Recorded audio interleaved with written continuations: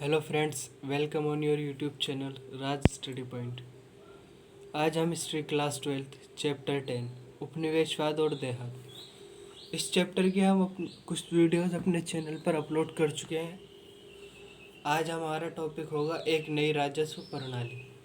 जैसा कि हम जानते हैं, लास्ट टॉपिक में हमने अपने यानी कि लास्ट वीडियो में हमने पढ़ा था लेखा भैया जला दी गई, जो पूर्ण दक्कन में जो हुआ आंदोलन था उसके बारे में। पुणे के एक बड़े गांव सपा में जो विद्रोह हुआ, किसान विद्रोह, उसके बारे में पढ़ा था हमने आंदोलन में।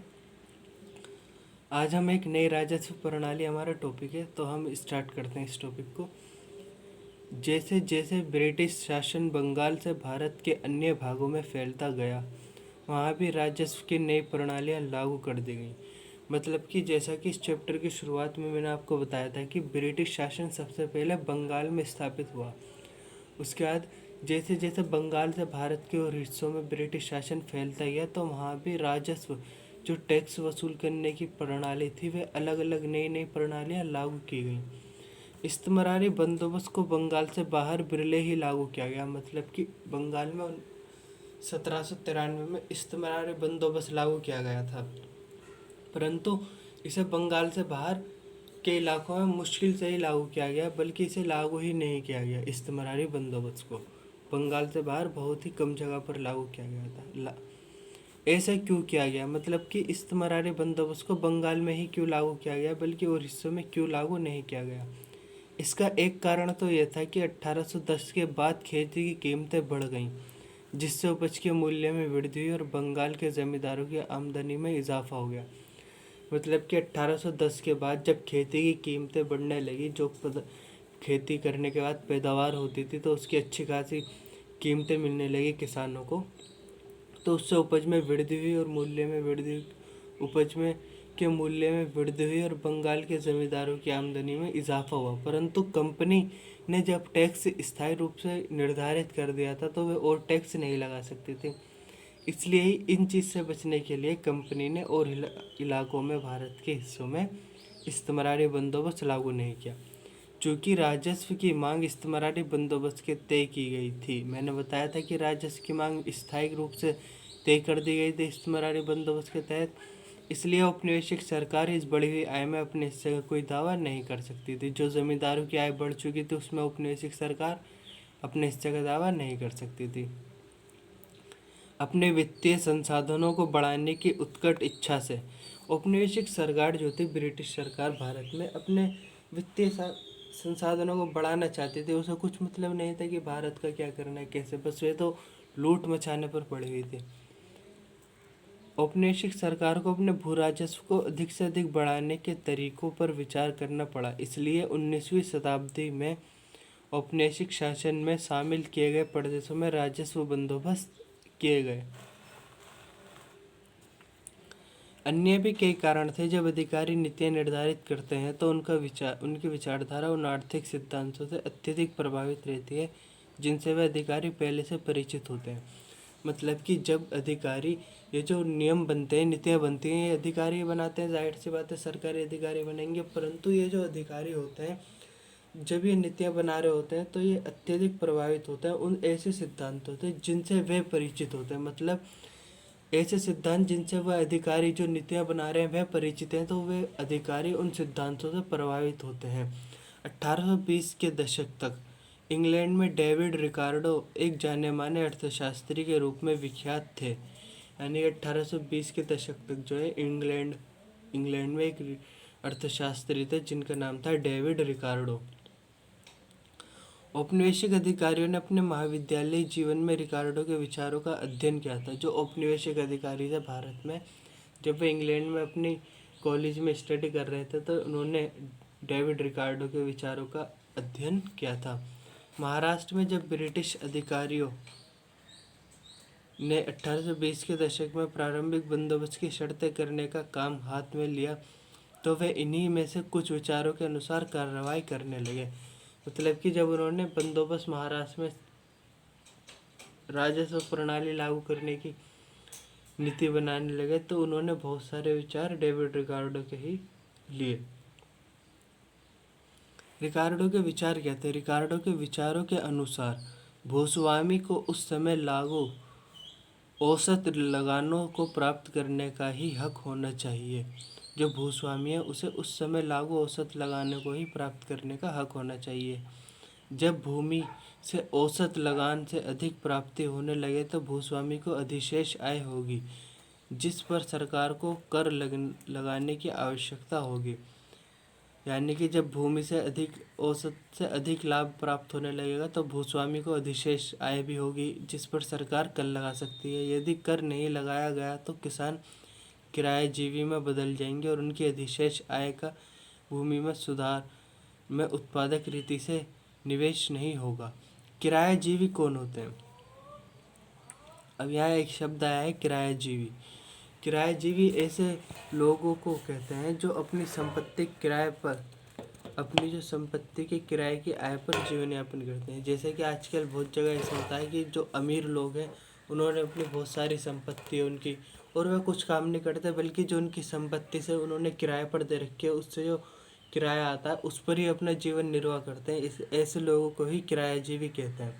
आपने बहुत से ऐसे लोगों को देखा भी होगा जो जिनके बहुत सारे फ्लैट हैं, मकान है, और वह सब किराए पर दे रखे हैं और वे उनसे जो किराया आता है उससे अपना जीवन यापन करते हैं और अमीर भी होते हैं वो हमारी नज़र में अच्छा खाते, तो उन्हें ही किरायाजीवी कहते हैं। जो राजस्व प्रणाली बम्बई दक्कन में लागू की गई उसे रैयतवाड़ी।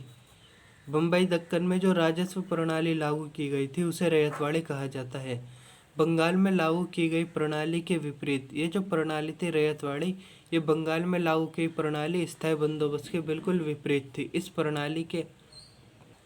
प्रणाली के यानी रैयतवाड़ी प्रणाली के अंतर्गत राजस्व की राशि सीधे रैयत के साथ तय की जाती थी।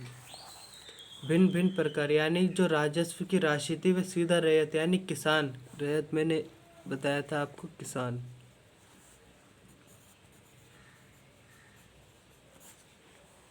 रैयत यानी किसान। भिन्न भिन्न प्रकार की भूमि से होने वाली औसत आय का अनुमान लिया जाता था। रैयत की राजस्व अदा करने की क्षमता का आकलन कर लिया जाता था और सरकार के हिस्से के रूप में उसका एक अनुपात निर्धारित कर दिया जाता था। रैयत की जो आय थी उसे आकलन करते थे कि कितनी आय, और उसके एक हिस्से को सरकार को कर के रूप में निर्धारित करते थे। हर 30 साल बाद रैयतवाड़ी प्रणाली में क्या होता था, हर 30 साल के बाद ज़मीनों का फिर से सर्वेक्षण किया जाता था। जबकि इस्तमरारी बंदोबस्त में ऐसा कुछ नहीं था, वे सदा के लिए स्थायी रूप से निर्धारित कर दी गई थी। और रैयतवाड़ी प्रणाली में हर 30 साल बाद ज़मीनों का फिर से सर्वेक्षण किया जाता था और राजस्व की दर तदनुसार बढ़ा दी जाती थी।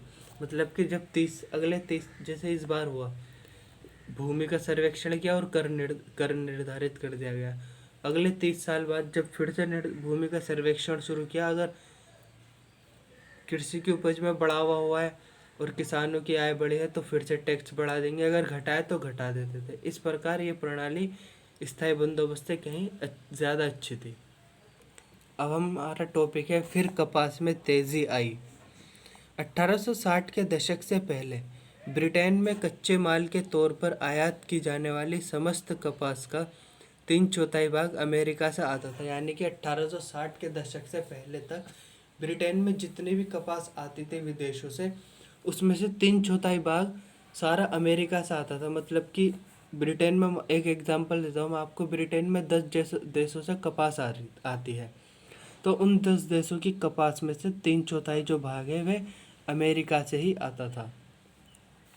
ब्रिटेन के सूती वस्त्रों के विनिर्माता काफ़ी लंबे अरसे से अमेरिकी कपास पर ही अपनी निर्भरता के कारण बहुत परेशान थे। ब्रिटेन के जो सूती वस्त्रों के विनिर्माता थे वे अमेरिका की कपास पर बहुत समय से निर्भर थे और वे इस बात से बहुत परेशान भी हुआ करते थे कि बाई चांस अगर अमेरिका से कपास आना बंद हो गई तो वे कपास कहाँ से लाएंगे, अगर यह स्रोत बंद हो गया तो हमारा क्या होगा, ऐसा वहाँ के विनिर्माता सोचा करते थे।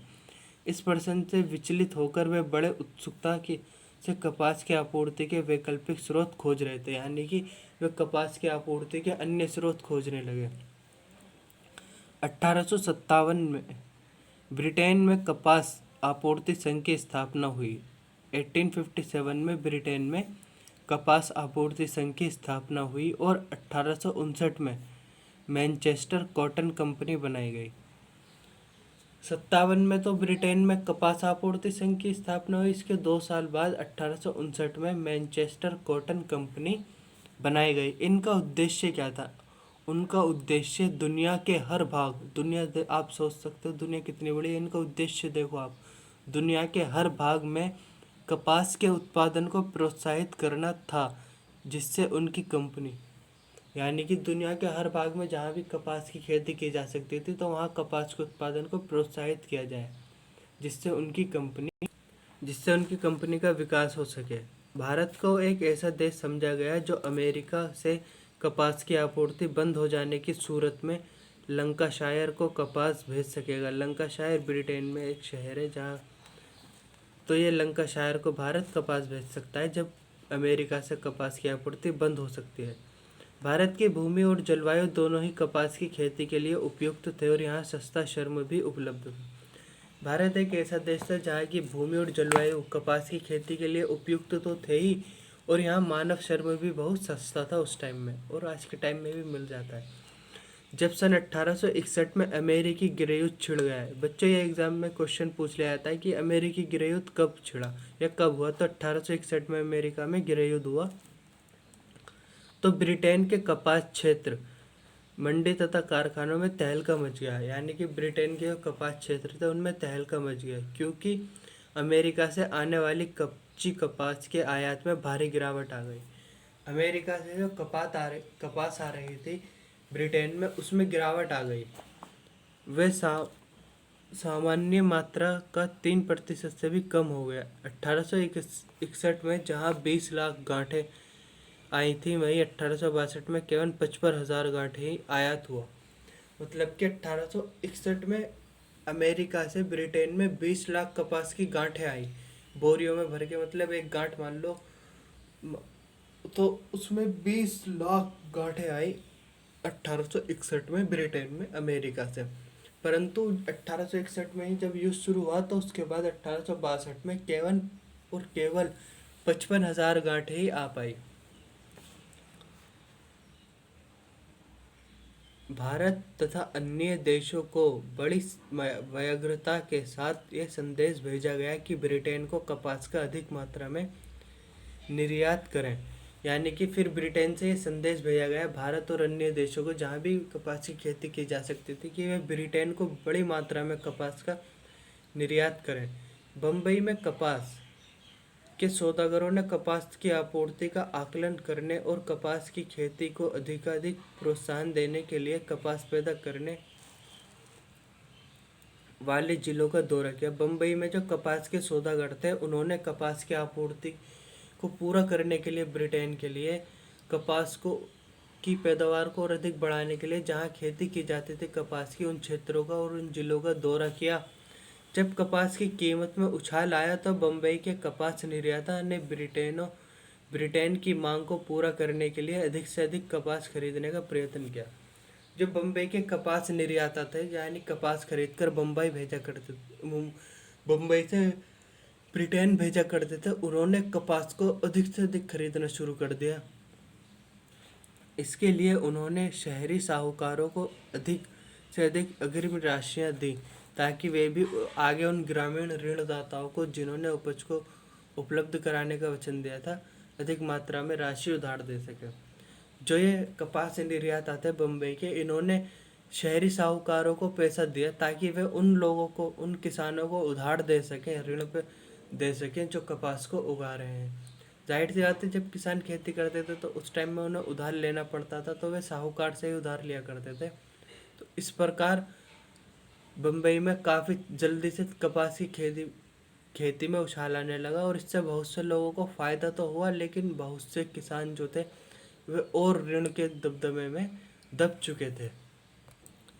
जब अमेरिका में संकट की स्थिति बनी रही तो बम्बई दक्कन में कपास का उत्पादन बढ़ता गया, यानी कि जब तक अमेरिका में गृहयुद्ध छिड़ा रहा तो उस टाइम तक बम्बई दक्कन में कपास का उत्पादन बढ़ता गया, धीरे धीरे और तेज़ी से बढ़ने लगा वह उत्पादन।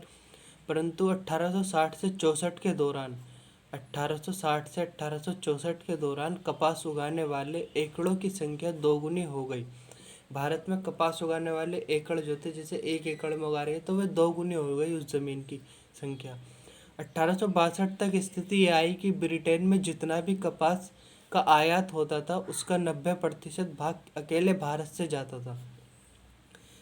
पहले सबसे ज़्यादा अमेरिका से कपास आती थी, परंतु 61 में अमेरिका में युद्ध हुआ तो 1862 तक ऐसी स्थिति आ चुकी थी। ब्रिटेन में जितनी भी कपास आ रही थी उसका 90% हिस्सा अकेले भारत से ही आता था। लेकिन इन तेजी के वर्षों में सभी कपास उत्पादकों को समृद्धि प्राप्त नहीं हो सकी। मतलब कि सभी कपास उत्पादक अच्छी समृद्धि प्राप्त नहीं हो सकी।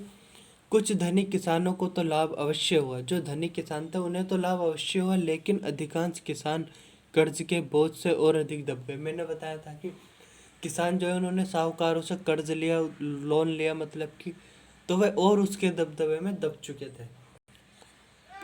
यह हमारा लास्ट टॉपिक है। आज हम इस टॉपिक को फिनिश करके ये चैप्टर हमारा फिनिश हो जाएगा और हम इस चैप्टर की क्या MCQ अपने यूट्यूब चैनल राज स्टडी पॉइंट पर अपलोड करेंगे। MCQ आप ज़रूर करना, इम्पोर्टेंट है और आएंगे पेपर में। और वीडियो को लाइक कर देना, अपने फ्रेंड्स के साथ शेयर करना। और अगर अभी तक आपने हमारा यूट्यूब चैनल सब्सक्राइब नहीं कर रखा तो उसे सब्सक्राइब कर देना। तो अपना टॉपिक हम स्टार्ट करते हैं। लास्ट टॉपिक है हमारा दक्कन दंगा आयोग। जब विद्रोह दक्कन में फैला, मैंने बताया था कि जब पूना में विद्रोह हो गया यानी दक्कन में, तो जब विद्रोह दक्कन में फैला तो प्रारंभ में बम्बई की सरकार उसे गंभीरतापूर्वक लेने को तैयार नहीं थी। जाहिर सी बात है, दक्कन में जो दक्कन क्षेत्र है वह बम्बई की सरकार के अंतर्गत आता है। जब विद्रोह वहाँ फैल रहा था तो बम्बई की सरकार ने सोचा थोड़े दिन की बात है, ख़त्म हो जाएगा, परंतु ऐसा नहीं हुआ। लेकिन भारत सरकार ने, जो कि 1857 की याद से चिंतित थी, बम्बई की सरकार पर दबाव डाला कि वह दंगों के कारणों की छानबीन करने के लिए एक जांच आयोग बैठाए। परंतु भारत सरकार ने बम्बई की सरकार पर दबाव डाला कि वह आखिर ये दक्कन में विद्रोह क्यों हो रहा है, इनके कारणों की छानबीन करने के लिए आप एक जांच आयोग बिठाओ। आयोग ने एक रिपोर्ट तैयार की जो 1878 में ब्रिटिश पार्लियामेंट, यानी कि इंग्लैंड में है ये ब्रिटिश पार्लियामेंट, में पेश की गई। ये रिपोर्ट, जिसे दक्कन दंगा रिपोर्ट कहा जाता है, यानी कि आपसे एग्जाम में पूछा जाएगा कि अगर दक्कन दंगा रिपोर्ट ब्रिटिश पार्लियामेंट में कब प्रस्तुत की गई, तो 1878 में। किसने बनाई दक्कन दंगा रिपोर्ट? तो इसका आंसर हम ऐसे लिखेंगे, दक्कन दंगा रिपोर्ट बम्बई सरकार द्वारा गठित किए गए एक जांच आयोग द्वारा बनाई गई, और ये आयोग ने अपनी रिपोर्ट तैयार कर 1878 में ब्रिटिश पार्लियामेंट में दक्कन दंगा रिपोर्ट को प्रस्तुत किया। इतिहासकारों को उन दंगों का अध्ययन करने के लिए आधार सामग्री उपलब्ध कराती है। यानी ये रिपोर्ट जो है दक्कन दंगा, ये ऐसी सामग्री उपलब्ध कराती है जिससे कि इतिहासकार उन कारणों का पता लगा सकें जिन कारणों से दक्कन में विद्रोह हुआ। आयोग ने दंगा पीड़ित जिलों में जांच पड़ताल कराई। इस आयोग ने दंगा पीड़ित जिले जो थे उसमें जांच पड़ताल शुरू की। रैयत वर्गों, साहूकारों और चश्मदीद गवाहों के बयान लिए। जो किसान थे, साहूकार थे और जो चश्मदीद गवाह थे उस विद्रोह के, उन सभी के बयान दर्ज किए। भिन्न भिन्न क्षेत्रों में राजस्व की दरों, कीमतों और ब्याज के बारे में आंकड़े इकट्ठे किए और जिला कलेक्टरों द्वारा भेजी गई रिपोर्टों का संकलन किया। इस आयोग ने अलग अलग जिलों में जो राजस्व की दर थी, कीमतों की और ब्याज के बारे में आंकड़े सब इकट्ठे करके और कलेक्टरों द्वारा जो रिपोर्ट भेजी गई थी उन सब का संकलन करके एक रिपोर्ट बनाई जिसको दक्कन दंगा रिपोर्ट कहा जाता है, और ये 1878 में ब्रिटिश पार्लियामेंट में प्रस्तुत की गई। अब हमारा चैप्टर फिनिश हुआ और अब हम नेक्स्ट चैप्टर स्टार्ट करेंगे, परंतु उससे पहले हम MCQs अपने यूट्यूब चैनल पर अपलोड करेंगे। और अगर वीडियो अच्छी लगी हो तो वीडियो को लाइक करें, अपने फ्रेंड्स के साथ शेयर करें और हमारे यूट्यूब चैनल को सब्सक्राइब करें ताकि हमारी वीडियो का नोटिफिकेशन आप तक पहुंच सके, और बेल आइकन को भी प्रेस कर दें। मिलते हैं नेक्स्ट वीडियो में। Thank you.